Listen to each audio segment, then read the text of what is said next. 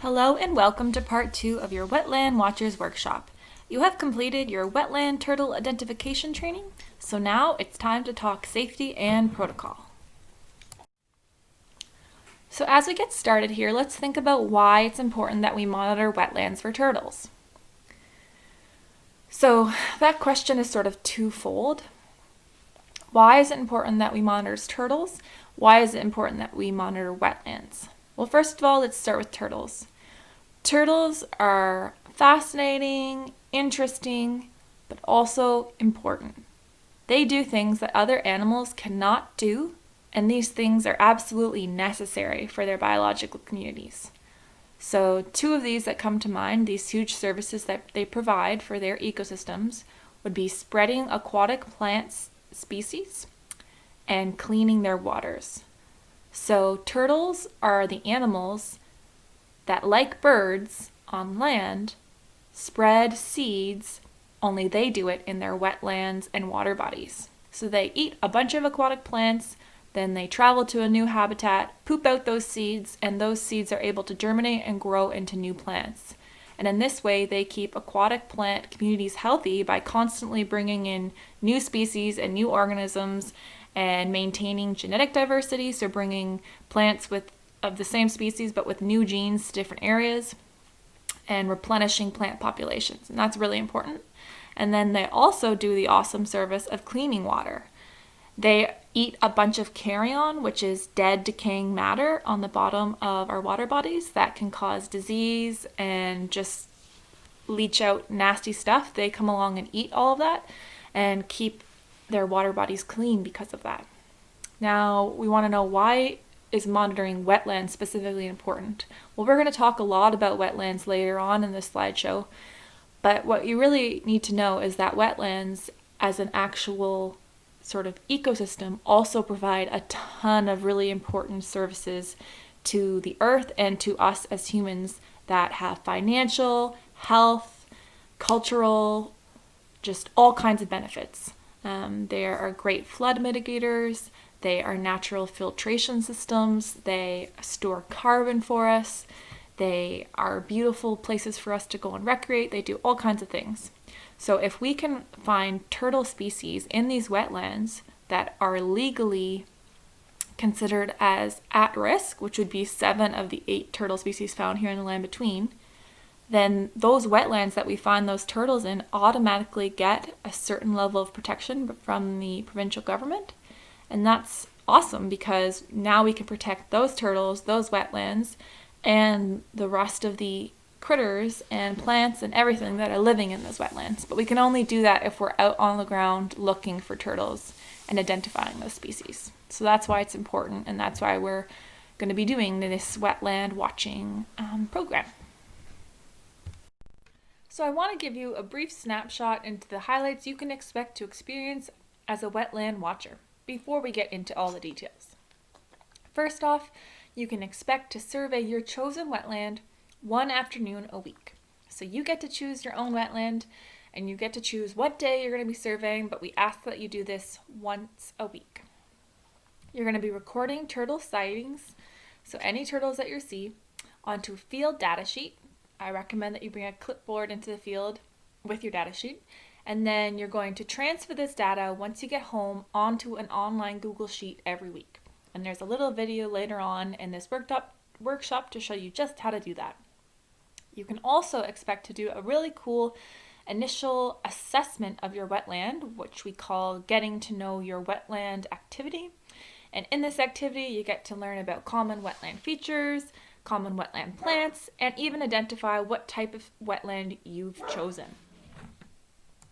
So some useful background knowledge before we start talking about wetland watchers and learning how to identify wetlands would be, what in general is a wetland?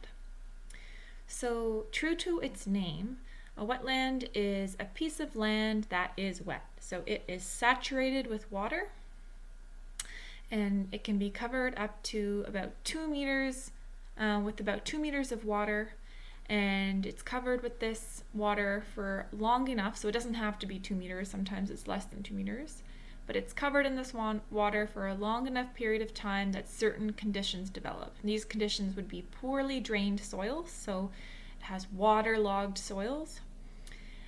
It is dominated by what we call hydrophytic vegetation, so that just means plant species that thrive in wet conditions, so plants that really like to be growing in waterlogged soil.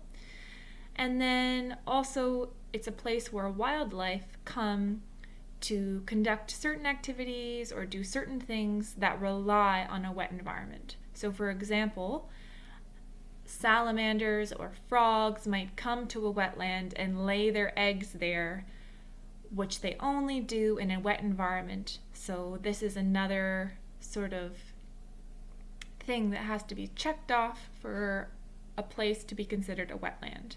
Wildlife have to be using it as a wetland.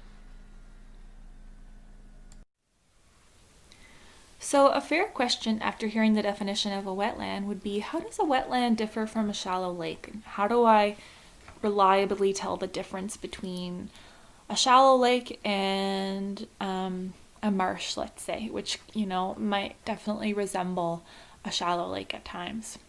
So first off, we want to remember that wetlands are less than 2 meters deep. So if it's more than 2 meters deep, you're going to be looking at a shallow lake. Because of this depth difference, you have stratification of water levels in lakes, even shallow lakes, which means that based on temperature and based on water density and other things, in a lake there's going to be separate layers of water that have different chemical and biological properties. So that's like different dissolved oxygen, different temperature, different organisms, different light penetration in those layers. And in the fall and in the spring, those layers in a lake will turn over, and that does not happen in a wetland. Wetland is shallow enough that this stratification doesn't occur, so there aren't distinct layers of water, and that's a really important difference. And then also, lakes are pretty much sort of all the time, they always have water in them, whereas wetlands can potentially flood and dry up. Not all wetlands do, but if you do see a water body that is having huge water fluctuations and seasonal flooding, then that would be a wetland and not a lake. That's another way to tell. And then the other main thing would be to look at the plants that are present. So that's another thing related to depth. So 2 meters is pretty much the limit that sun can penetrate to in a freshwater temperate water body.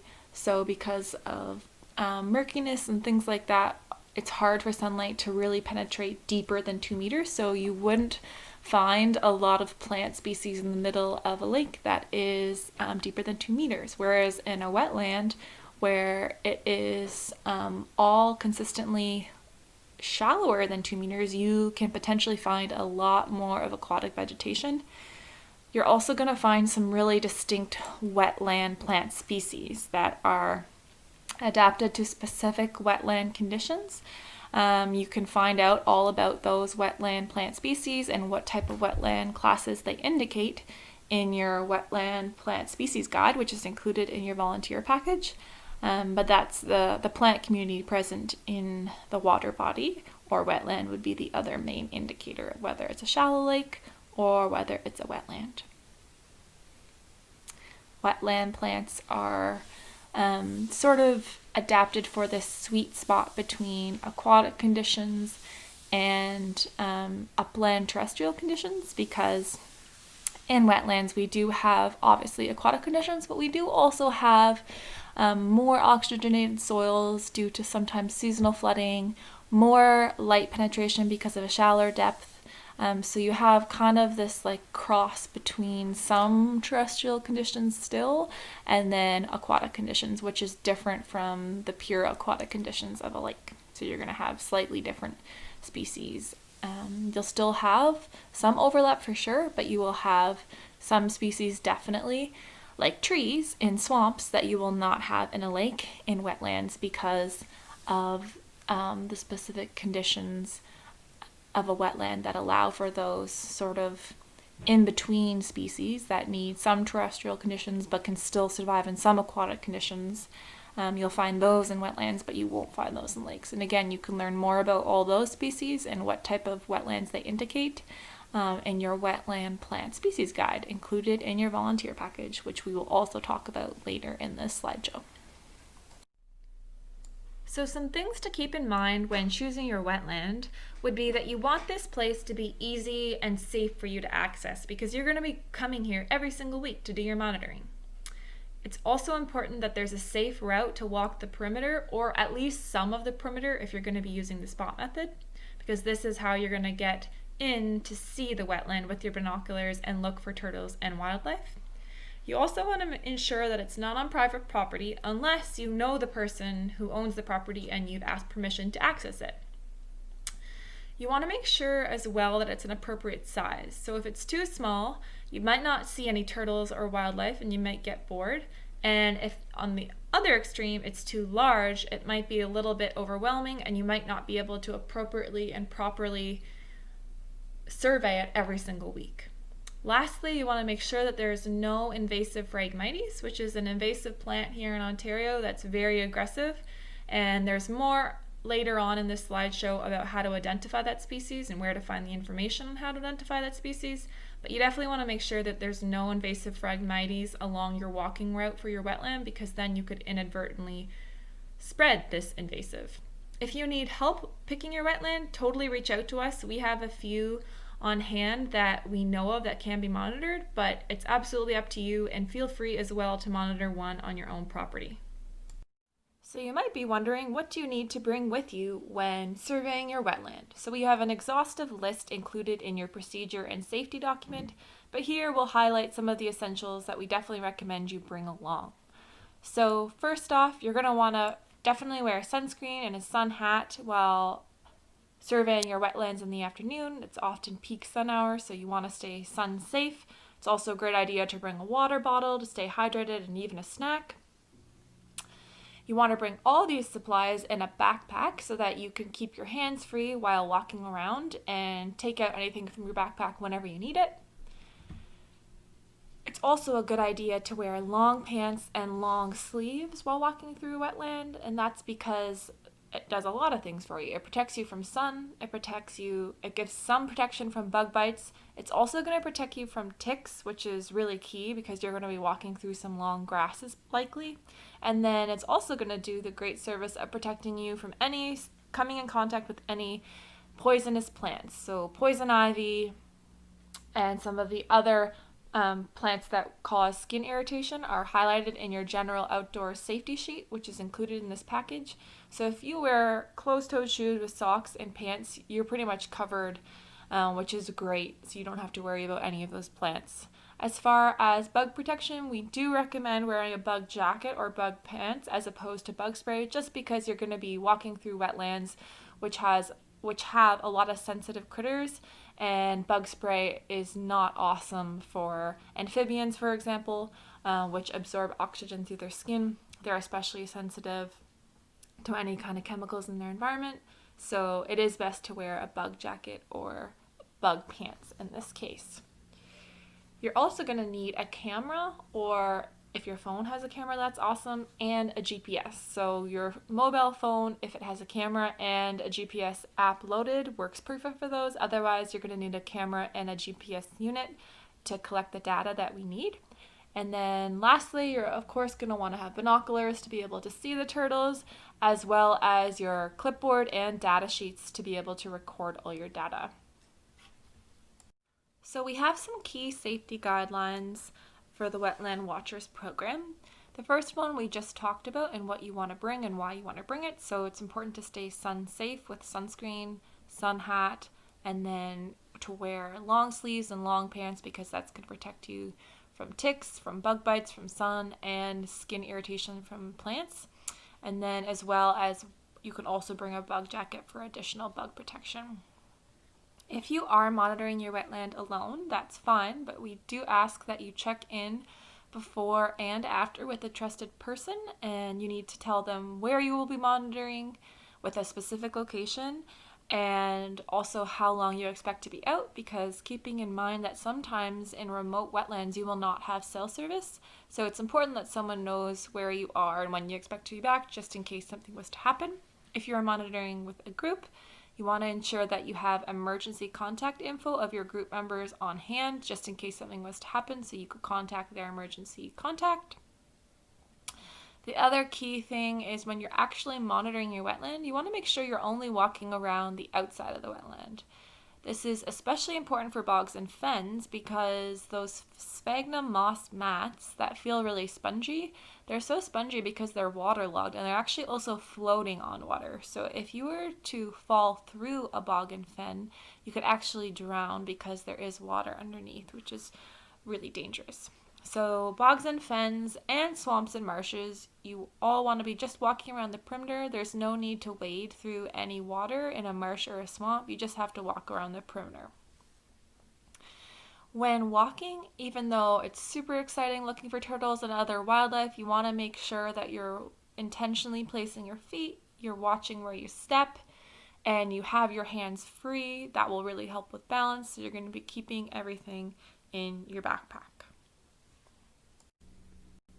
So we have two different methods that you can use to survey your wetland. You're going to use the same method every single week. So you're going to choose your method the first week. How you choose this is based on the outside of your wetland. If it is safe to walk around the outside, or what we call the perimeter of your wetland, or the majority of the perimeter, you're going to use the perimeter method because then you'll be able to see more of the wetland. If you cannot do this, that's okay. Instead, you're going to choose 3 points or 3 spots to monitor your wetland from, and you're going to use those 3 spots every week, and you'll be using what we call the spot method.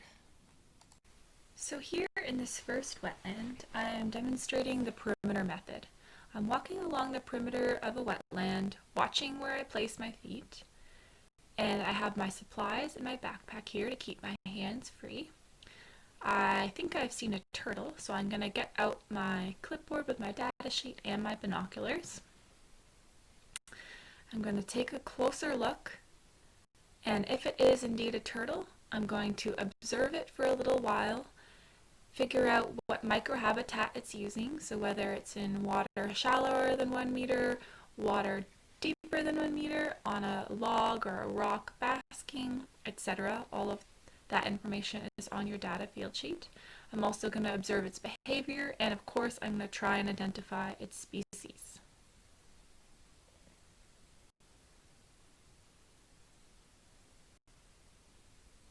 So here I've done this.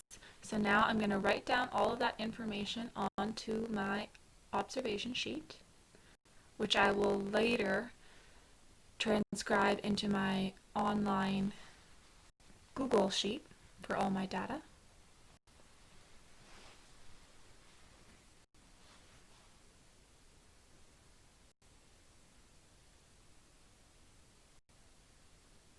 And then I'm also going to take the opportunity here to take GPS points from my phone, record them onto my sheet, as well as take a photo. Now you only have to do this 3 times during your survey. You don't have to do it for every single turtle. I just chose to do it here.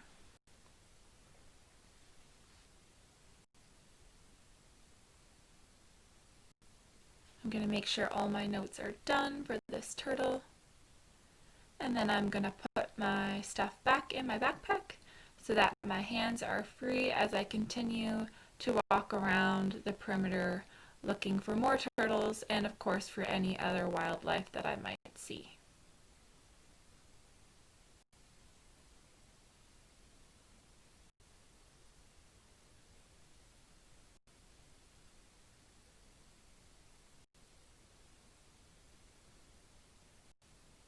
I might need it to invest in a bigger backpack.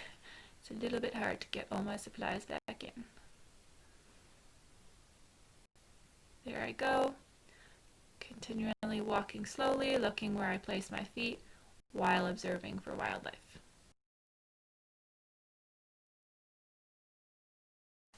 So here in this wetland, I'm demonstrating the spot method. So for whatever reason, this wetland is not safe, or it's not possible to walk around the entire perimeter. So instead, I've picked 3 spots to access the edge of the perimeter, and I've traveled to one of these spots, and I'm going to be monitoring here for at least 5 minutes. So I'll be looking around at basking sites, the water, along the shoreline, anywhere where I might see a turtle. And then when I see a turtle, which I have done here, I'm going to look through my binoculars, observe the turtle, try and identify its species, what microhabitat it's using, as well as what behavior it's doing. And then I'm going to record it onto my paper. What you saw me do there was take a photo. It looks like I'm taking a photo of the turtle, but I'm actually just taking my photo of that spot. So during the spot method, you want to take a photo from each angle at every spot. So, sorry, you're going to be taking a photo of every spot.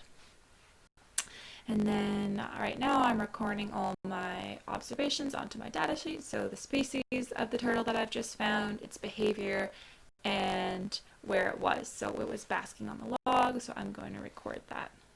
I'm also going to take the GPS of this spot and record that as well. I've already taken my photo, so I'm just going to continue to stand here for 5 minutes at least. I can also stand here for longer and record any other turtles that I find. When switching to the next spot, I want to make sure that I do not recount the same turtle. So it might have moved, or I might see it from a different angle. I want to make sure not to count it again. So, just to reiterate, the questions you're going to ask yourself once you see a turtle.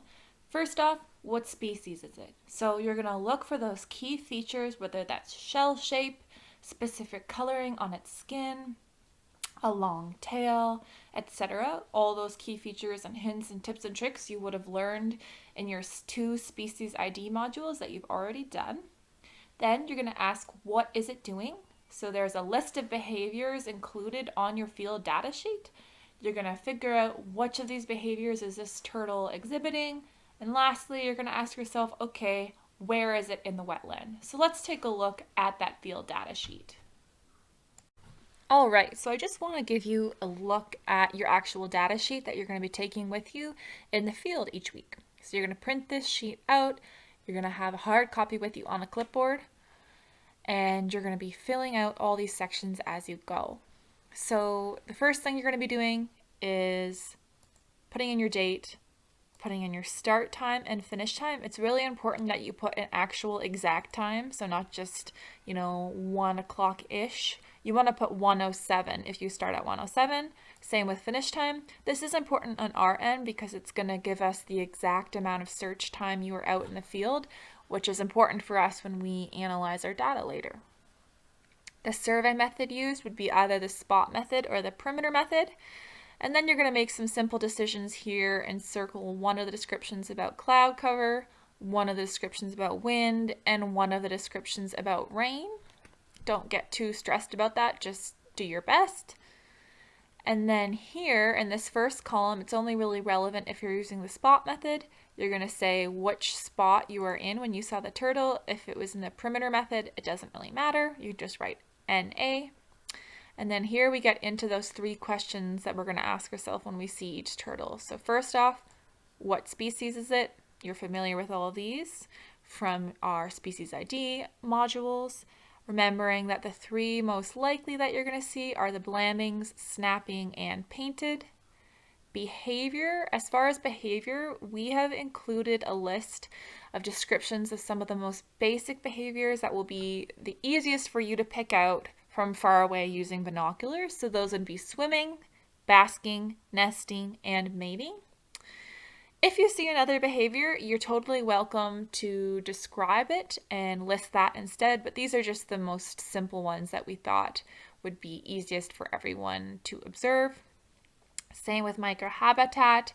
If one of these descriptions doesn't really fit the bill and you'd like to describe it in another way, that's fine. List that behavior, but please describe it. So here we've got water deeper than 1 meter, water shallower than 1 meter. Again, don't be too worried about that. Just do a best guess from where you are. If it's basking on a log or a rock, tell us that. If it's in dense vegetation, along the shoreline, or other, let us know. So that's pretty straightforward. You're going to do that for all the turtles you see. Now, if you were to see, let's say, 7 painted turtles on one log, you don't have to do 7 different entries. You can just write painted turtle in brackets 7 and then say basking and then say log, just to save space and make it easier for you. The other thing you're going to be doing is taking your GPS coordinates and writing them here. So remembering that we want all our GPS coordinates in decimal degrees. So for those of you that don't know, GPS coordinates actually have a few different systems, so almost like sort of languages, so that they're displayed in different ways. We want to be using the system called decimal degrees. And how you can determine if your GPS is displaying coordinates in that system is to go into the settings, look at the coordinate system. Sometimes decimal degrees is not always the default, so you might need to change it. Here we've provided a sample for what coordinates should look like when they're in decimal degree form. So it's a number and then decimal and a bunch of numbers after. It's really important that you provide us with all those numbers after the decimal, because that's how we get your exact location. If you were only to share these 3, we're not going to get an accurate location for where you saw the turtle. So that's pretty important. And you're going to be taking the coordinates at each spot if you're using the spot method. So you would put coordinates here for spot 1, here for spot 2, here for spot 3. And then with the perimeter method, you will just be taking your GPS coordinates with each photo that you take. So this just tells you either spot 1 or photo 1. And that's it. All right, so just to give you a bit of background on the behaviors, we have some photos here, and I just wanted to describe them a little bit for you. There's also a description sheet of all these behaviors included in your volunteer package. So first off, if you were to see a nesting turtle, this will of course be on land. Turtles nest on land. You might see a turtle nesting along the edges of a wetland or outside of a wetland. And what it will look like is she'll be lying in the ground. There will be a disturbed pile of soil behind her, most likely, and she might be rocking back and forth slowly, which is really her either digging the nest with her back legs or covering up the nest that she's already laid with her back legs. So if you see any of that type of motion or a turtle lying stationary on the ground with a bunch of soil dug up behind her, you can write nesting. Then to the right of our nesting turtle here, we see a basking turtle. So basically this turtle is sunbathing, just getting nice and warm. So remembering that all turtles are reptiles, which means that they do not regulate their own temperature. So they need sun and external temperature to keep them warm. So that's probably the easiest way you're going to spot a turtle in a wetland, is when you see them sunning on a rock or a log. So that one's pretty straightforward. And then in the bottom left corner is probably one of the hardest behaviors to find or to spot. That'll be mating, just because often mating can happen under the surface, so you might not even know it's happening. Sometimes though, especially with big snapping turtles, you will see some splashing and some some turtle heads possibly poking out. So what's going to happen during mating is the male turtle is going to mount the female turtle. There could be splashing, like I said, or potentially you might not see any splashing and it might be happening underneath the water. And then lastly, pretty straightforward, would just be a turtle swimming. Swimming, you'd probably want to look for ripples and just a little tiny head for the most part. When a turtle is swimming, that's all you're going to see. Potentially you might see a little bit of the shell peeking out of the water, and then of course sometimes nothing will be peeking out because they are swimming completely underwater. So I did just want to point out that you actually have 2 options. The method that we sort of suggest here, just because I think it's easiest, is to report your data on a hard copy in the field on a clipboard, and then get home, transfer that data onto your Google Sheet, which we're going to look at in the next slide. We ask that you do that within 2 days of your survey. But I do want to mention that if you are really tech savvy and you don't mind bringing a device into the field, you can skip this step altogether of using a hard copy and just immediately input your data into the online Google Sheet, which we're going to look at in the next slide, right on a device, right in the field. Not everybody likes bringing a device into the wetland with them, which is totally understandable. I prefer to record my data on hard copy, on paper, on a clipboard in the field, so that's what we're suggesting, but that option is available to you. I just wanted to let you know. Alright, so I wanted to give you a look at the Google Sheet that you will be inputting your data into every week. So just so it's not confusing, we're going to walk you through everything so that you're ready to do that on your first survey trip. You're going to come home and you're going to take all the data that was on your clipboard sheet and put it in here. So we have access to this and you have access to this, so it's a way for you to share your data with us. So as you'll see down here, first off, there's a new tab for every week. So once you've filled in week 1, the next week you're going to change tabs and you'll have a brand new open sheet ready to go for that week, and they're all the same. Okay, so going back to week 1, let's just go through as if we would be doing it just so that you understand how everything works. So date, let's say we went out on June 9th, so you just have to click. You're going to bring your cursor and you're going to click into the box, or what we call a cell. Then you can type. Then when you're done typing, you're going to press enter, and it automatically brings you to the cell underneath, or the box underneath. So start time, so I recorded on my sheet that I started at 12:45 p.m. Put that in. Says on my sheet that I recorded that I stopped at 1:36 p.m. Okay.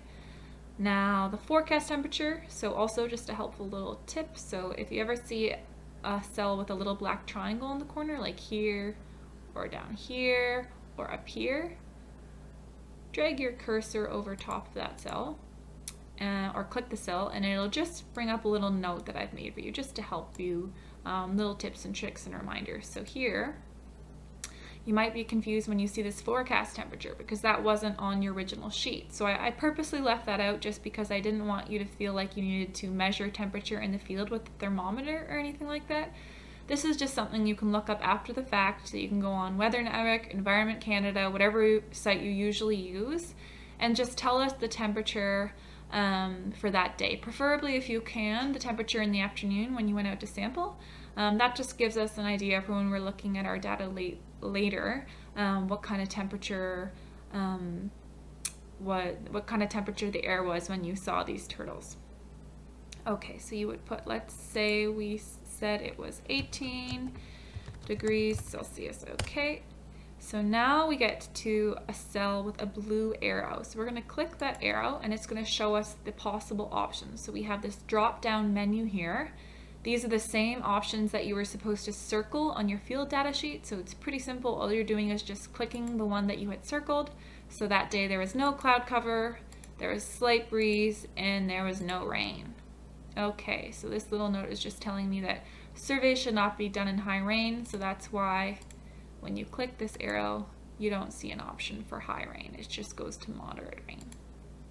All right, so now we're gonna scroll to the right here, and we see our table for our GPS points. So whether you did the perimeter method or the spot method, you should have 3 coordinates. If you did the spot method, there's a coordinate for every single spot. And if you did the perimeter method, you just took it at 3 random points or 3 random spots.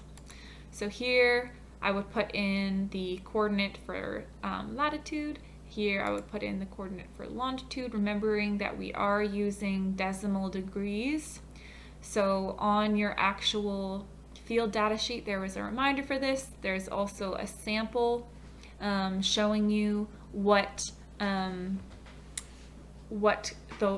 system looks like. So refer to that if you are unsure of what kind of coordinate decimal degrees are. And this is just reminding you, this little note here, to make sure that you include all the numbers after the decimal, because that's how we get an accurate location when we are mapping our data later. Okay, so now you're going to actually transfer over the turtle data. So if you use the perimeter method, you're going to use this table. If you use the spot method, you're going to use this table. They're identical except for the fact that the spot method also adds in this column here that just tells us what spot you saw the turtle at. So if it was at the first spot you monitored, the second spot, or the third spot. Okay, so let's just do a practice one here. So let's say we saw a snapping turtle, and our snapping turtle was swimming. So you only fill out this cell if it was a different behavior. So because it was one of these drop down menus, I don't need to fill that out. Microhabitat use, so she was swimming in water shallower than a meter. Okay, again, I don't have to fill out this because it was one of the options, so I don't need to describe the other. And then here is the last section. So if you saw any other wildlife you'd like to tell us about, this is where you can do that. So let's say I saw a muskrat and it was swimming. I could put that here. Or any other wildlife, including the rare birds that we have a little pamphlet about in the volunteer package, or any other mammals, amphibians, anything you see, you can tell us about in here. Again, this table is the exact same. You would just put 1. So say I saw that my snapping turtle at spot 1, I would do the exact same thing. So she was swimming, and she was swimming in water shallower than 1 meter. So same thing, I'm just also adding that I saw her at spot 1. And that's that. You don't have to worry about saving this as you go, because this is a Google Sheet, so everything is automatically saved, and once you have put it in, we have access to it, which is great.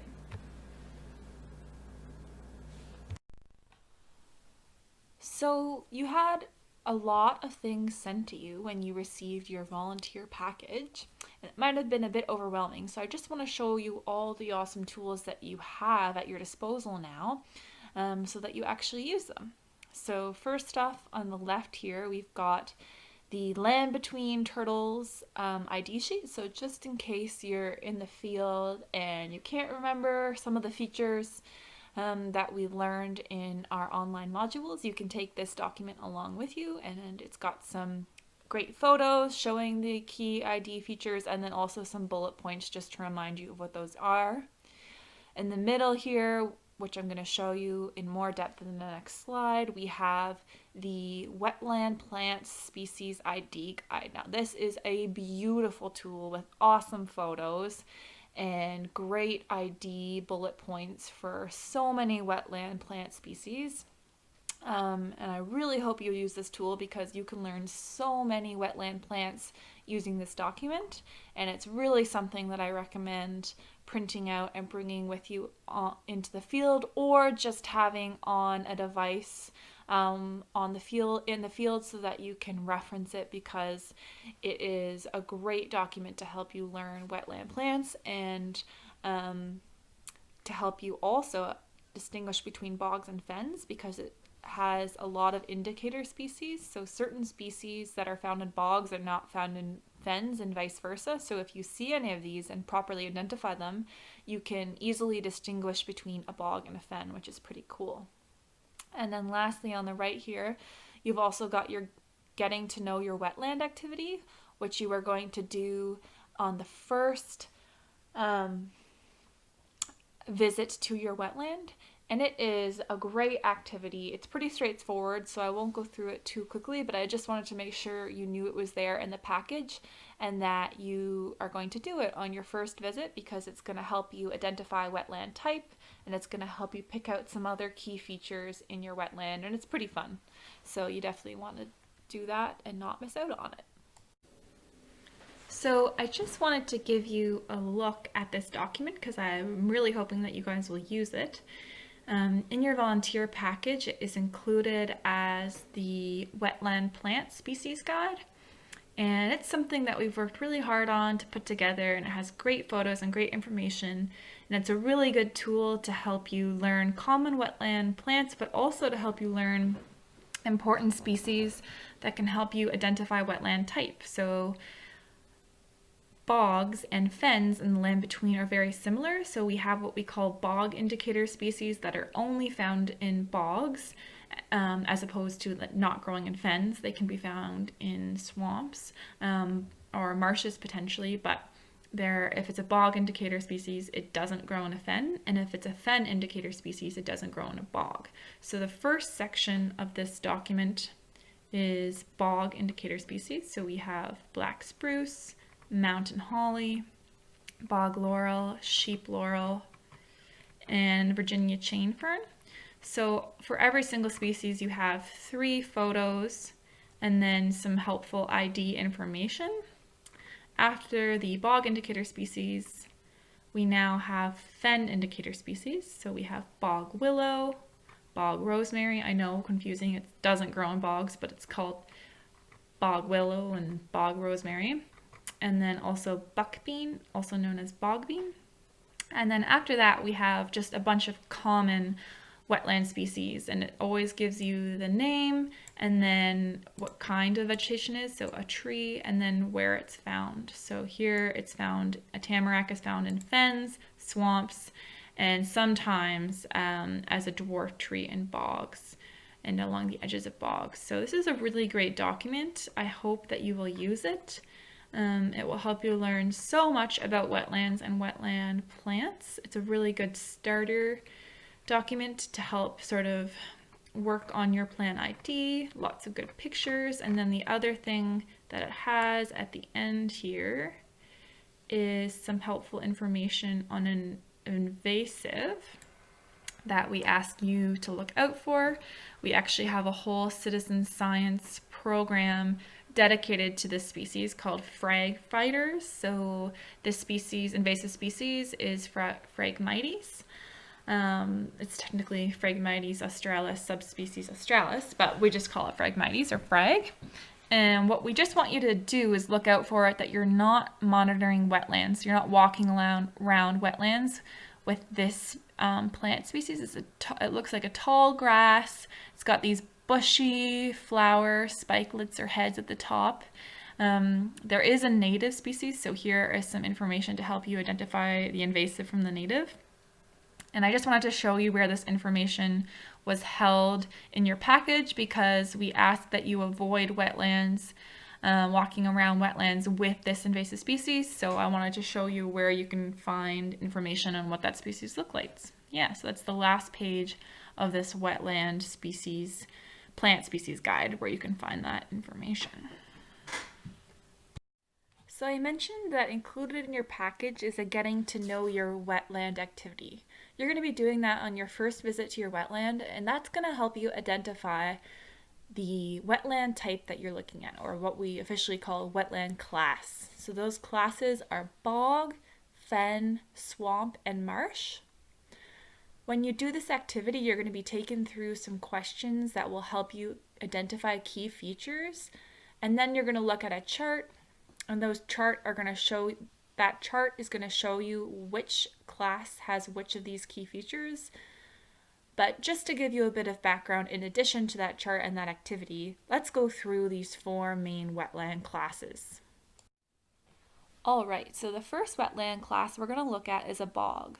So a bog is a peat-forming wetland along with fens. They are the 2 classes that form peat.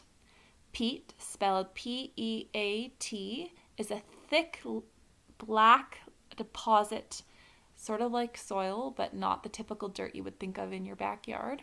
And this thick deposit is made when layers upon layers of partially decayed plant matter pile up. So in bogs, as well as fens, plants can't fully decompose, and this is because of really acidic and low oxygen conditions. So with high acidity and low oxygen, plants will not fully break down, and so it's going to create this thick layer of peat. The other unique aspect of a bog is that it's isolated from other in sources of water, so it's separated from groundwater. The water table does not connect to a bog, and a bog is also not connected to any other surface water bodies. So no rivers, creeks, lakes, anything is flowing into a bog. So what this means is there are not a lot of nutrients coming into bogs because there's no water coming into a bog to carry those nutrients. They do receive water from rain and precipitation, but that's it. So what that means, high acidity, low oxygen, low nutrients, you do not have a lot of plant species that can survive in bogs. You have a few, so we do have some plants, obviously, as you can see in this picture, but there's low plant diversity, which means there aren't too many species. And some of the plant species that you find in bogs have adapted and have really unique ways to get around these conditions. So, for example, you can find some carnivorous plants in bogs which will eat insects, and that's how they supplement their nutrient source. So, because they don't get a lot of nutrients from the dirt that they're growing in, they will eat bugs and get nutrients that way. So, when you come upon a bog, the first thing you're going to notice is a ton of moss. So there is a thick carpet or mat of what we call sphagnum moss. So a bunch of different species, but they all look really similar, and we just call them sphagnum moss, or I've also heard them called peat moss. And this is going to feel spongy. Sometimes this moss mat will form little mounds that we call hummocks. And then if you do see trees in a bog, they are almost for sure going to be black spruce. Sometimes there are small tamarack. They're usually around the edges when they are there in a bog. You'll also see a lot of dead trees in a bog because just like we talked about, it's such hard living conditions in a bog for a plant. So sometimes trees will start to grow and then they will die. If there is open water in a bog, it will be in the middle. So it's going to be middle surface water, and then it'll be surrounded by this bog vegetation. Remembering that we talked about in a bog, we don't want to be walking on top of that moss carpet because even though it feels really spongy and solid, it can be floating on water, and that's dangerous. If you were to fall through, you could drown. There are some indicator plant species that help you to differentiate between a bog and a fen, because as you'll see in the next slide, fens can actually look a lot alike a bog because they also have this thick sphagnum moss mat. There are some differences, of course. And some of the best differences would be specific plant species that are only found in bogs as opposed to not growing in fens, and ones that only grow in fens and do not grow in bogs.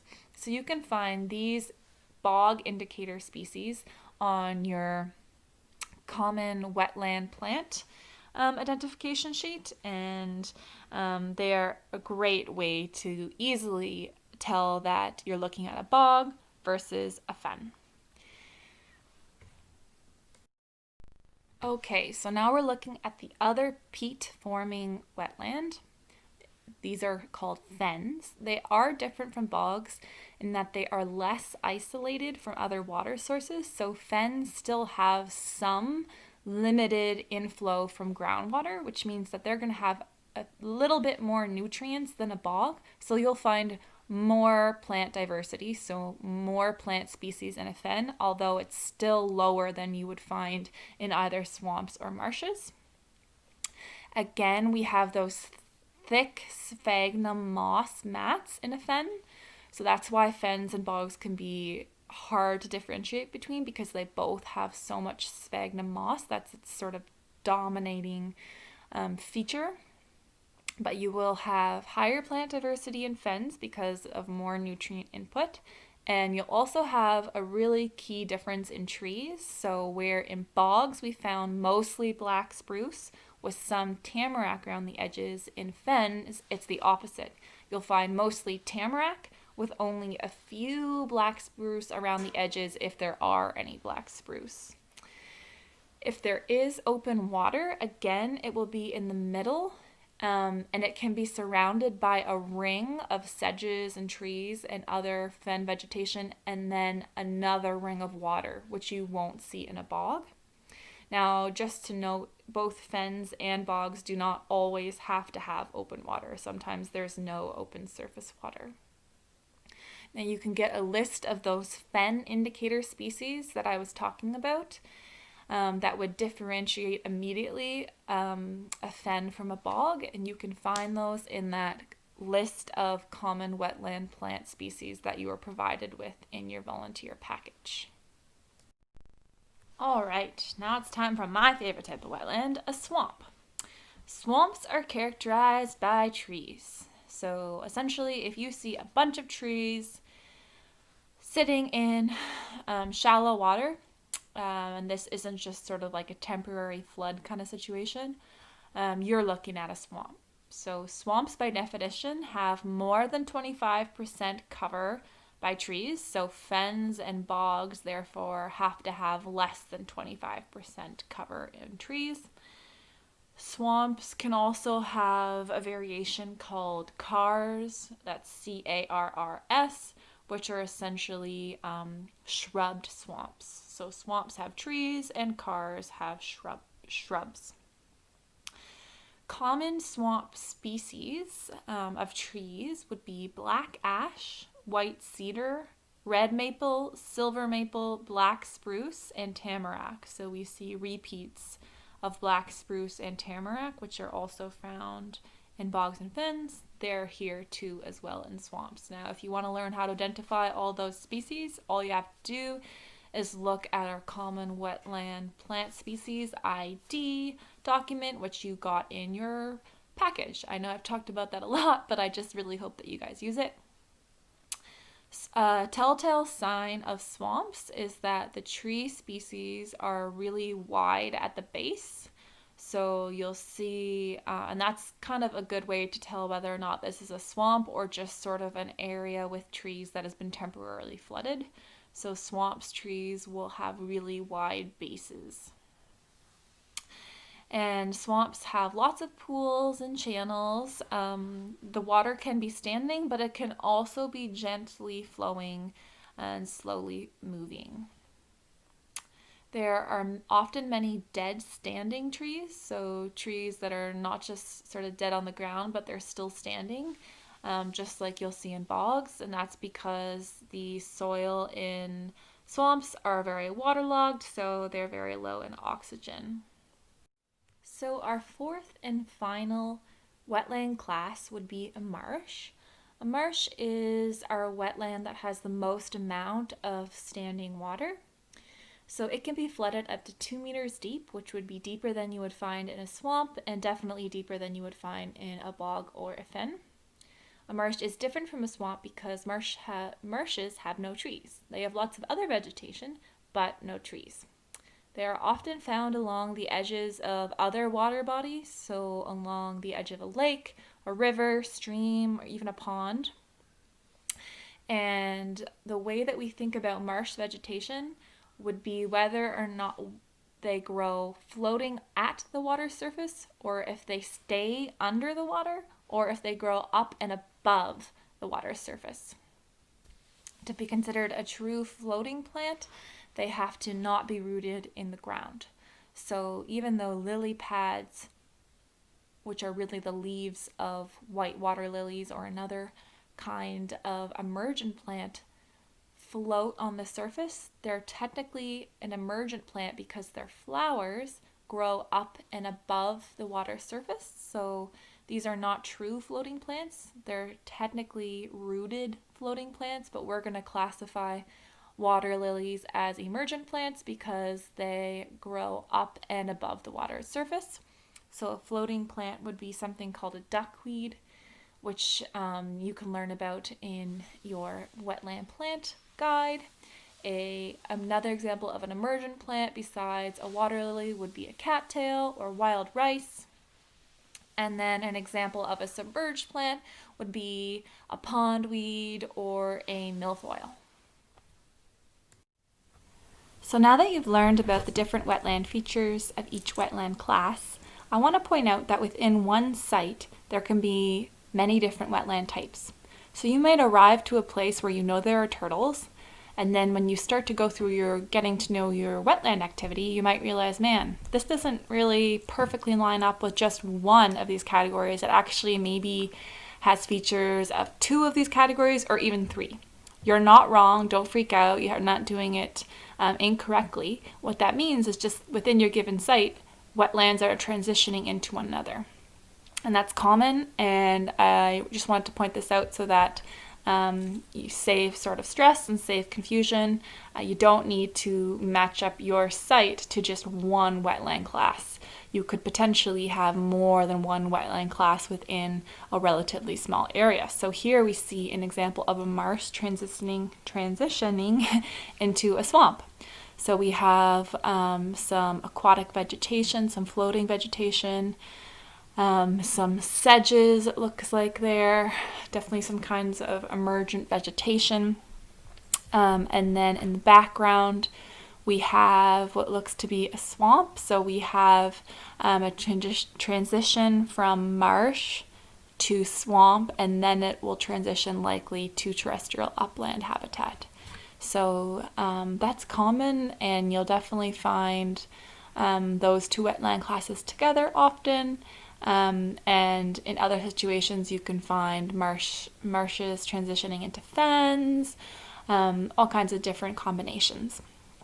So don't be alarmed if the getting to know your wetland activity chart there, which has all the different features, if you're seeing features from more than one. The one that you will want to probably distinguish between would be bog and fen. Sometimes they can transition into one another for sure, but you want to take more of a careful look because sometimes they can be really similar. So just sort of try and distinguish where bog becomes fen or fen becomes bog, so you get a clear understanding of the differences between a bog and a fen. One final thing to mention is that there are many different wetland classification systems. They have a lot in common, but they do have subtle differences as well. So within Canada, there is the Canadian-wide wetland classification system. And then specific provinces have also developed their own wetland classification systems. So this slideshow and training for Wetland Watchers was adopted from the Ontario Wetland Evaluation System. Specifically, we pulled from the Southern Manual, which is relevant to wetlands within the land between. So if you wanted to learn more, you could read this technical document. It's very long. It's the document that is used by certified wetland evaluators, and it has a lot of helpful information. It's pretty long, but it's got some really cool stuff, definitely lots of images, and it's free. You can download it off of the Government of Ontario website. I wanted to mention that the Canadian wetland classification does have one difference. So they actually name 5 major wetland classes instead of 4. And the difference here is that they distinguish between marshes and shallow open water wetlands. And the Ontario system just calls all of those marshes. So in the national system, a marsh is 1 meter deep or less, and it's characterized by that emergent vegetation, so wild rice, sedges, cattails, bulrushes. Those are all examples of classic marsh emergent vegetation. And then what they call shallow open water wetlands, which are between that 1 meter and 2 meter mark, are more characterized by floating and submerged aquatic vegetation. So that there's 2 wetland classes there, whereas the Ontario Wetland Evaluation says all of those are marshes. So yeah, just a sort of thing to be aware of in case later on you hear people referring to an open shallow water wetland. You'll know that that's just what we have been calling marshes. And yeah, so you're set to go. It's really not a big difference in the sense that like you've still learned about marshes and the different kinds of vegetation. It's just a different way of sort of being more specific and classifying different depths of habitat within marshes. Yeah, so that's just a difference to be aware of in case you encounter that later on somewhere. Now you know. Okay, so that wraps up our workshop for Wetland Watchers. If you have any questions about the stuff that we've talked about in these workshops or about any of the other documents that you received in your volunteer package that we didn't go into detail about, please reach out to us. We are so happy to help you with any questions, with any help like selecting wetlands or anything like that, because we really think this is a great program and you are going to have a great experience. We want to assist you in having that awesome experience. So email us at citizensciencetlb, which stands for the land between, at gmail.com. And yeah, we're looking forward to hearing from you.